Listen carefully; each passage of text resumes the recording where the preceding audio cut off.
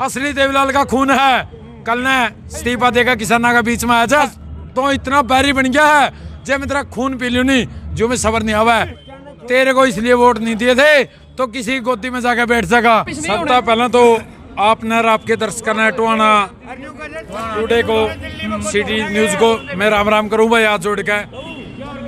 भाई साहब किसाना गला है और मजदूर गला जो दुख होया है हरियाणा के अंदर या पंजाब के अंदर या इस देश के अंदर सबसे बड़ा तो हरियाणा में भाई, और सबसे बड़ा है टुआना, नरवाना, जुलाना, नारनौंद, उकलाना और बाटड़ा जो जेजेपी नहीं है या जमा झूठी पार्टी ने हमारी जो आंख बांधी है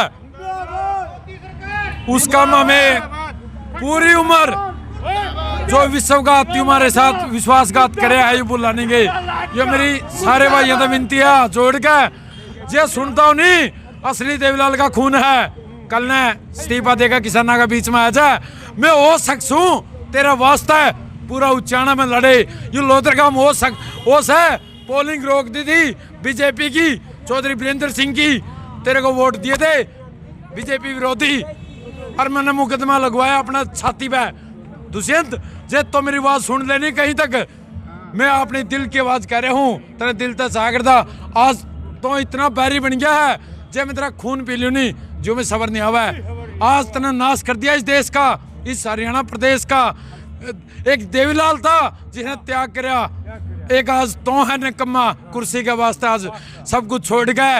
इन भाइयों ने छोड़ गए, ये दे मेरे भाई खड़े, ये किसान खड़े, ये 80-80 साल के बुजुर्ग आज अंधी रात, बारिश की रात, धुंध में, सर्दी में कितने परेशान हो रहे हैं। आज सुन ले तेरे को इसलिए वोट नहीं दिए थे तो किसी गोदी में जाके बैठ सका। तेरे को इसलिए वोट दिए थे तो किसानों का भला करेगा। लेकिन तेरे तीनों काले कानून पे तेरे पिताजी बोलते हैं कभी कुलाना के अंदर आके ये कानून सही है, संशोधन होना चाहिए, ये होना चाहिए। हमें नहीं चाहिए संशोधन, क्यों? क्योंकि ये कानून हमारे लिए बनाए गए हैं और हमें ये चीज़ चंदी नहीं, हम इसके इच्छुक नहीं है। मेरी आपसे विनती है आप जहाँ कहीं मेरी बात सुनो दुष्यंत जी, आज तो मैं आपको जी कह के बोल रहा हूँ कल से आप मेरे कुछ भी नहीं लगोगे और पूरा उच्चारण हल्का आपके विरुद्ध में उतर आएगा। या आप देख लो आपकी राजनीति आपने यहीं पे खत्म करनी है या देवीलाल की तरह दोबारा आपने चमकना है। दूसरा रूप देवीलाल का आप बनना चाहते हो तो आज टिकरी बॉर्डर पे आ जाओ और इन किसानों के बीच में इनकी दिल की बात सुनो। इन लोगों ने दिखाओ, इन लोगों ने ये लोधरगांव के लोग हैं। ये राजा गिल उसका है, किसका? नाथाराम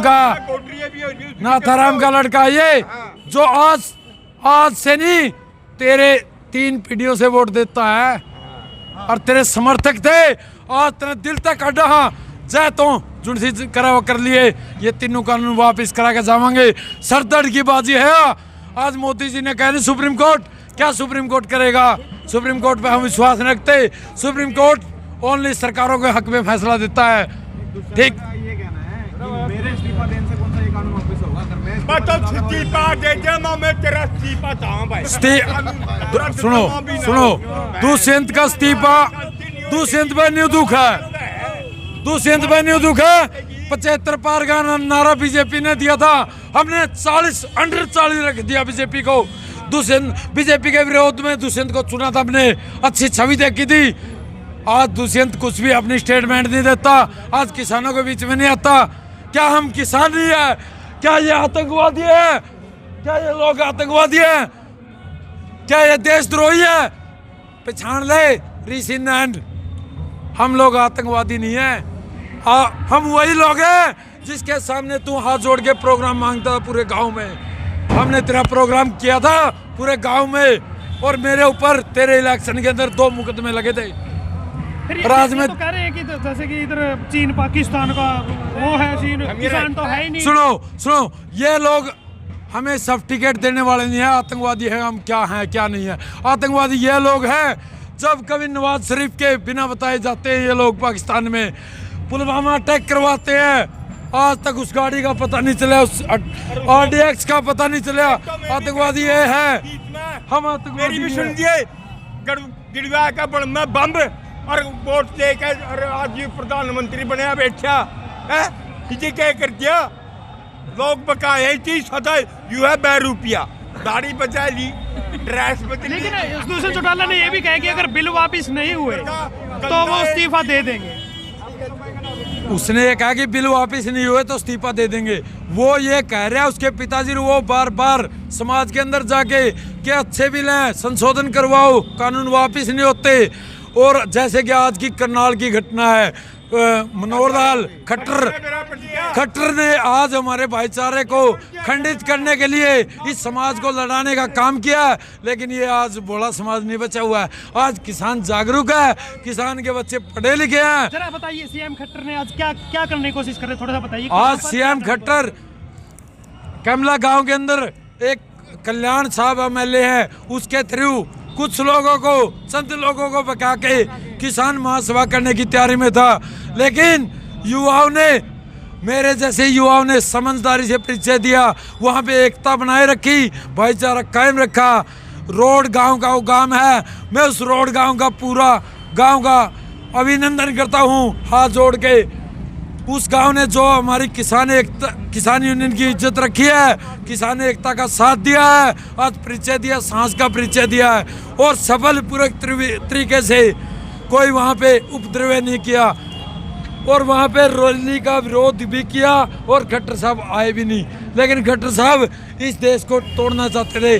मैं खट्टर साहब से कहता हूँ, ये वीरों की भूमि हरियाणा है, पंजाब के लोग हैं यहाँ पे। हरियाणा के अंदर सिखों का वास है, हिंदुओं का वास है, जाटों का वास है, वाल्मीकि रहते हैं, चमार रहते हैं, सभी जातियों के लोग रहते हैं। पहले आप अपनी रोटियां सेक गए, अब हम इस देश को, इस प्रदेश को राजनीति जाति पात मतभेद पे नहीं बंटने देंगे। हम मर जाएंगे, हम एक हैं, चाहे किसी भी जाति का हो।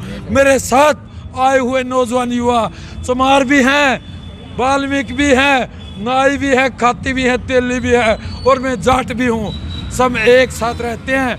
ये हमारे ऊपर तीनों काले कानून थोपे गए हैं, इससे कल्ला जाट और एक किसान कल्ला, इससे परेशानी है। हर वर्ग, मजदूर हो चाहे शहर में रहने वाला हो, लोगों में गुस्सा है इन कानूनों को लेकर के। जैसे हर रोज आए दिन तारीख पे तारीख दिए जा रही है सरकार, और किसानों को बुला करके उनके साथ कोई वार्तालाप में कोई हल नहीं निकाल रही है।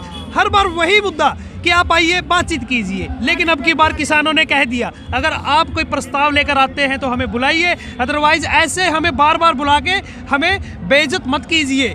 और बाहर बैठे हैं किसान बुजुर्ग इतनी ठंड में, इतनी बारिश में, और बहुत परेशानियों से गुजर रहे हैं। कितने 60 किसानों की 60 से ज्यादा किसानों की शहीदी हो चुकी है। तो यहाँ किसानों में आप देख रहे हैं किस तरह का गुस्सा है। ये टिकरी बॉर्डर से आपको तस्वीरें दिखा रहे हैं, हम टिकरी बॉर्डर पर हैं और यहाँ पर ये किसान, युवा किसान है जिनका गुस्सा आपने देखा किस तरह से सरकार के खिलाफ, मंत्रियों के खिलाफ। हाँ जी हाँ, आज हमारे देश की एक बड़ी पार्टी बीजेपी का एक मैन लीडर जो आज के टाइम में प्रेसिडेंट है, JP नड्डा जी, वेस्ट बंगाल के अंदर जाके एक चावल की मुट्ठी मांगता है, चावल की मुट्ठी मांगता है। पता बीजेपी को लग चुका है किसान की अहमियत क्या है। और कोरोना काल के अंदर दुष्यंत चौटाला और खट्टर जी ने झोली करके 1-1 किलो गेहूं मांगी थी, ऐसे 1-1 किलो। वही किसान है जिसको आप आतंकवादी घोषित कर रहे हो, जिन्होंने 1-1 किलो दी और इस देश का पेट भरा। कोरोना काल में भी पूरे देश की GDP गिरी हुई थी। GDP चली तो कहाँ से, सिर्फ किसानों के दम पे। और मैं आपसे एक रिक्वेस्ट करना चाहता हूँ मोदी जी, आप मेरी बात ध्यान से सुनो। वो काल याद करो जिस काल में इस देश के अंदर 15-15 साल के अकाल पड़ते थे और भूखमरी पैदा होती थी। मैं स्वर्गीय प्रधानमंत्री लाल बहादुर शास्त्री जी का तहे दिल से स्वागत करता हूं। उसने किसानों को प्रोत्साहित किया, हाथ जोड़ के विनती की थी कि आप किसान भाइयों अन्न पैदा करो, इस देश से अन्न की जो प्रॉब्लम है, दिक्कत है, उसको मिटाओ। और मैं आपके साथ हूं। दोस्तों, प्रधानमंत्री जी, मैं एक बात कहना चाहता हूं आपसे खुलकर। उस टाइम किसानों ने झाड़ी बंजर भूमि को उपजाऊ बनाया, किसानों के पास उपकरण नहीं थे जो ट्रैक्टर आज के समाज में है। उस टाइम हल चलाए, बैल जोते, मेरे 3 पूर्वज चले गए इस किसानी में, जिसने अन्न पैदा किया और आज धरती उपजाऊ बनाई। और आज आप कहते हो कि अन्न स्टॉक से ज़्यादा लिमिट में बढ़ गया माल, आप खरीदो इसको, वो दिन दोबारा फिर ला सकते हैं। मोदी तेरी तानाशाही मोदी तेरी तानाशाही नहीं चलेगी। काले कानून वापस करो, काले कानून वापस करो।